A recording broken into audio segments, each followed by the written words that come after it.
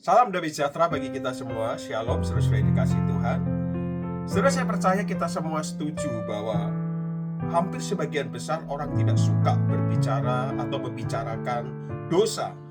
Apalagi jika dosa itu berkaitan dengan hidup kita.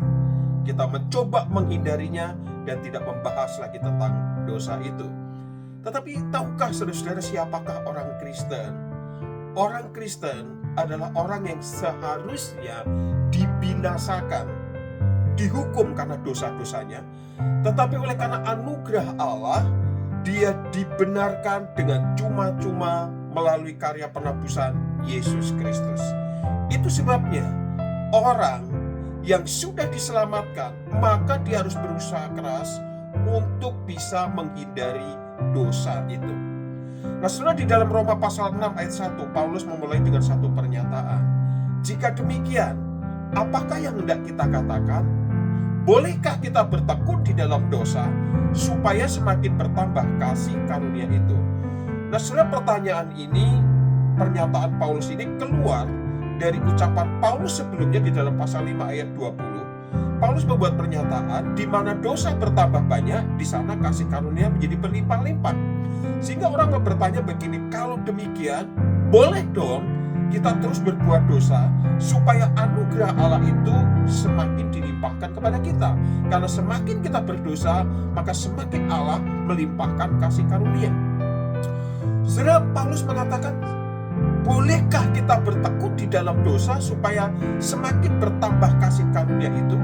Saudara, pertanyaan ini sekaligus juga merupakan tantangan langsung tanpa kompromi kepada orang Kristen. Ini merupakan satu pertanyaan retoris oleh Paulus kepada orang-orang percaya. Bolehkah kita yang sudah menerima anugerah keselamatan dan pengampunan dosa tetap tekun tinggal di dalam dosa supaya kasih karunia itu semakin bertambah? Paulus dengan tegas katakan, sekali-kali tidak. Kenapa tidak boleh? Saudara, ini seumpama atau sama seperti seorang pasien yang berkata kepada dokter yang sudah menolongnya, memberikan dia obat dan menolong dia untuk sembuh dari sakitnya. Dan orang ini berkata begini, Pak dokter, saya sengaja tidak mau minum obat yang kau berikan. Saya mau merusak tubuhku dengan sengaja agar melatih engkau menolong lebih banyak orang sakit. Saudara, mungkin merupakan satu gambaran. Ada begitu banyak orang-orang Kristen yang sadar dia beroleh anugerah Allah, mendapat pengampunan dosa dari Tuhan, tetapi banyak orang masih berkanjang bertekun di dalam dosa. Seolah-olah dia berkata begini, Tuhan jangan ganggu saya.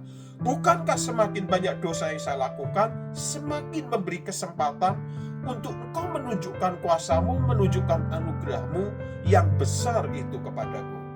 Dan Paulus mengatakan dengan tegas, sekali-kali tidak. Bukankah kita telah mati bagi dosa? Bagaimanakah kita masih dapat hidup di dalamnya? Jika demikian, Paulus berkata, jika kita sudah mati bagi dosa, maka hasilnya hidup bagi Allah. Dulu kita menyerahkan seluruh anggota tubuh kita, hidup kita untuk dosa. Dan dosa itu sudah mati, maka saudara-saudara, kita sekarang menyerahkan seluruh anggota tubuh kita, hidup kita sepenuhnya kepada Allah untuk dipakai Allah menjadi senjata kebenaran. Itu pernyataan Paulus. Orang yang sudah menerima anugerah Allah, dia tidak berkanjang di dalam dosa, tetapi dia hidup dalam kebenaran dan terus berusaha sekuat tenaga dengan pertolongan dan kemampuan dari Roh Kudus, hidup bagi Allah, menyenangkan Allah. Kiranya ini menjadi satu tantangan bagi kita yang sudah dimerdekakan dari dosa. Mari kita bersama-sama hidup bagi kebenaran. Tuhan Yesus memberkati kita semua.